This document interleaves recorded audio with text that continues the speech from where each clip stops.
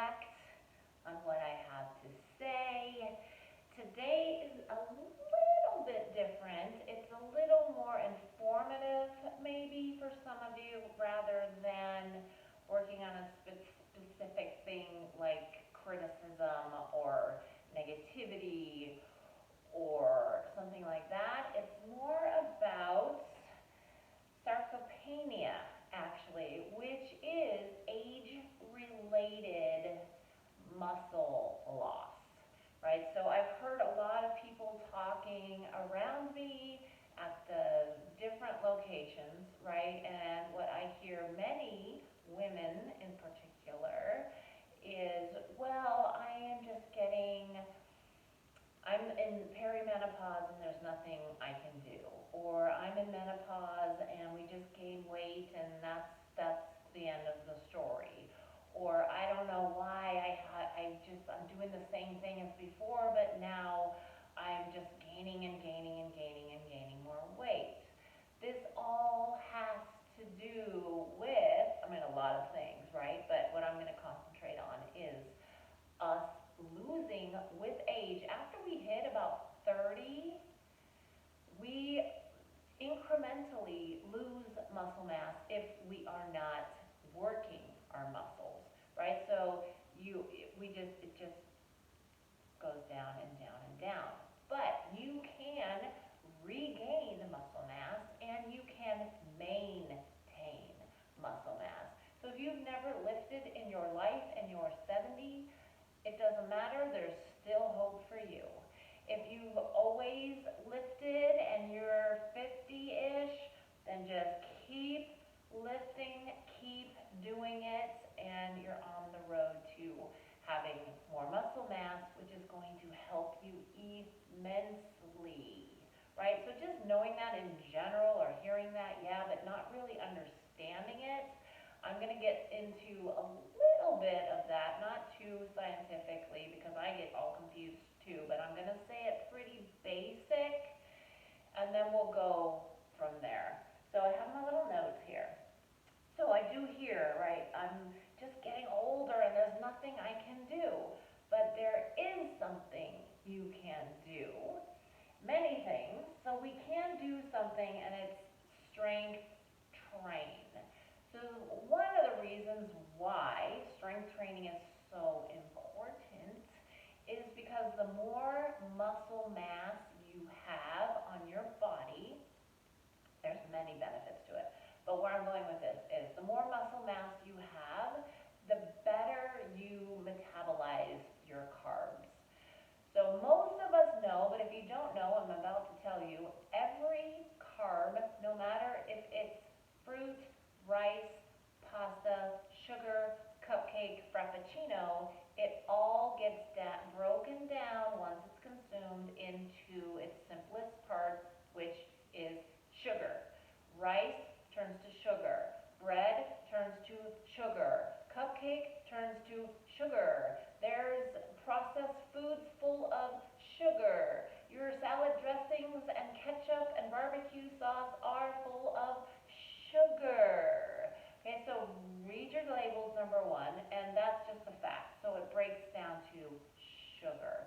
So say you're in perimenopause or menopause, you're 50, 60, somewhere in there, and you don't do a lot of strength work, you just do cardio or nothing, and you're eating regularly, whatever that means, and then your muscle mass, so say here, you couldn't eat like this when you were 30, okay, now you're like, oh my gosh, what's going on? Your muscle mass is coming down, and then you say, well, then I just need to eat less, and then I eat less, and then I eat less, and then you're starving and hungry, and then you eat less.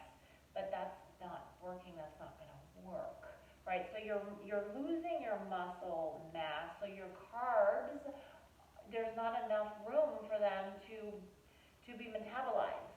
Because when we eat and our carbs turn to sugar, this goes to either your liver or your glycogen stores, which are in your muscles. So the less muscle mass you have, the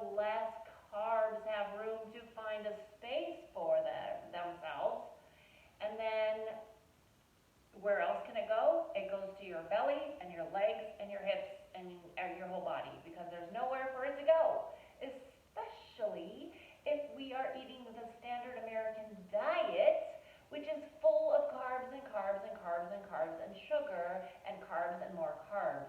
And then we're eating every 2 or 3 hours, and we're eating and we're eating, and our insulin stays up, and our glycogen stores are completely full, and then the next morning we didn't work out, so they're still full, because the only way to empty our glycogen stores is to exercise. They're full. And then you have oatmeal and fruit, and you're gaining weight, and you're gaining weight, and you're gaining weight. This is why, right? Because your glycogen stores are full because of the carb intake. Not saying you can't eat carbs. That's awesome. You need to eat the right carbs for you. We are all different. In the right amounts for you, and you need to exercise so you can clear out your glycogen stores and use that energy, because that's the only way it's going to come out. You need to use it. And then your body will metabolize carbs better, right? So that's why strength training is so important. So the more muscle mass you burn, and not saying you have to be all and lift all the time really, really heavy, but we do need to lift heavy things. We do. We need muscle mass. The more muscle mass you have, then your carbs can find a spot, and then you can exercise them out of the glycogen stores, and it's just a continuous cycle, right? So the next two, with muscle mass, working your muscles, you are strengthening your bones. So your bones are stronger, then you are a stronger person. You're not apt to fall as much because you're stronger with your muscles and strong bones.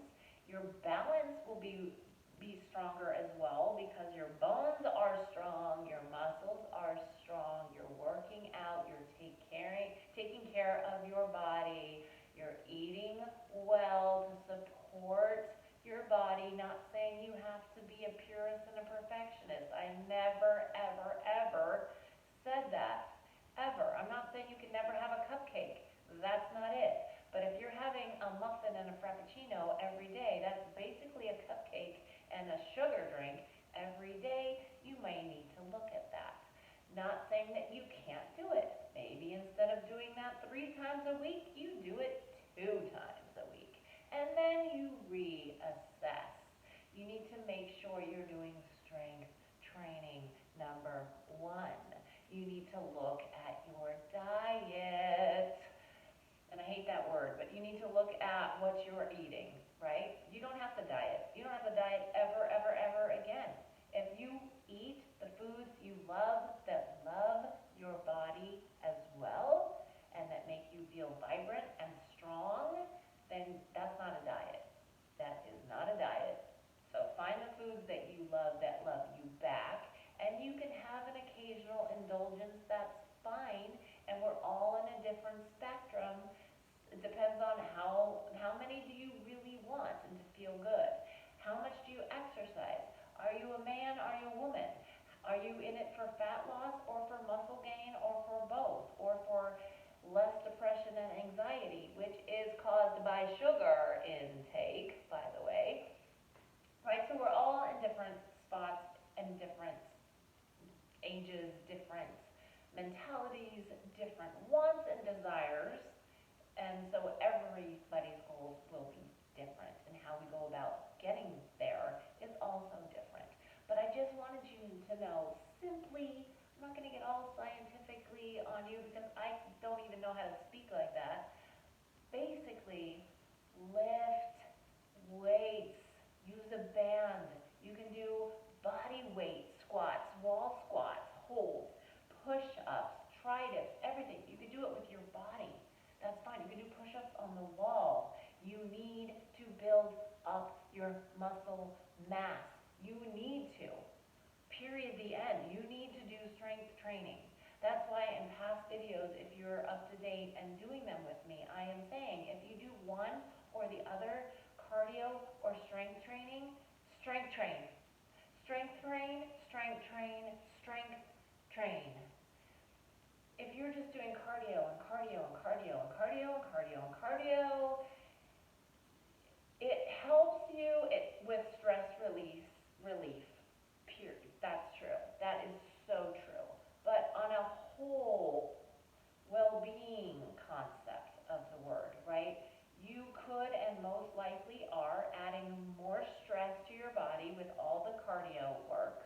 You're raising your cortisol, raising your stress hormones, causing havoc, and you're out of fat burning mode when you're like that, and you're not doing any muscle work to build muscle.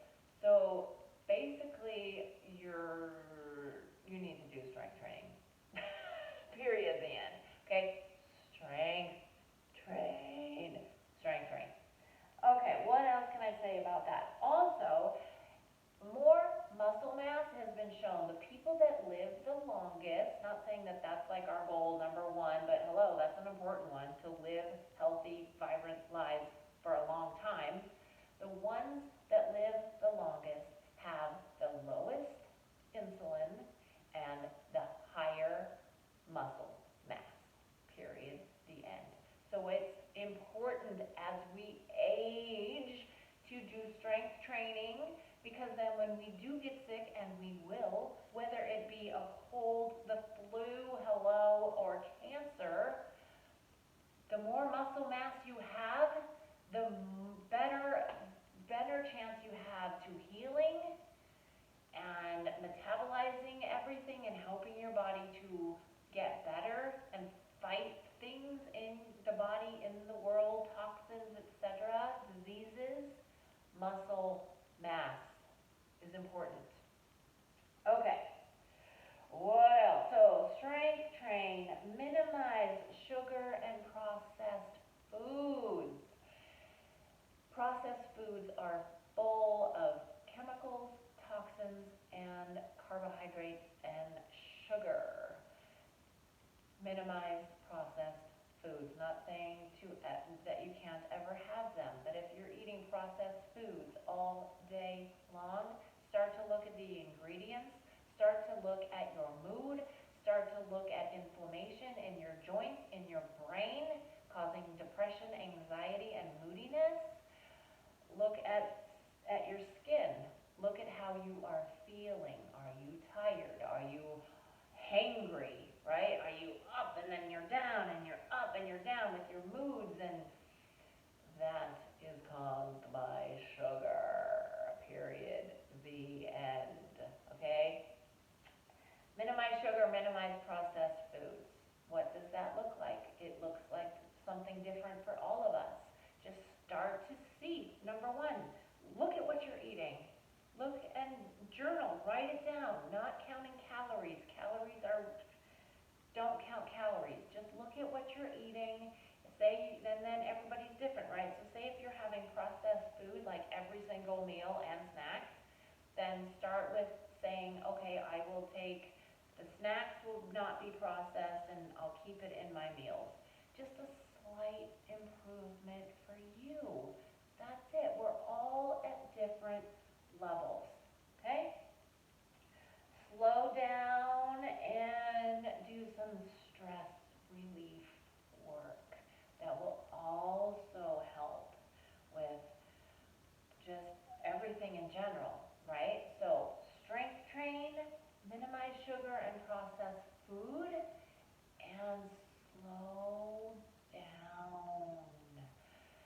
Breathe. And that, again, is different for everyone. Maybe you have time and you want to meditate, and you find time, we'll have time. You find the time to meditate every day, then that's your thing. If you are like new to this and you're not sure, then set your alarm on your phone and do 30 seconds every day. It's an improvement. And you might feel better just from that and say, hey, I need this more.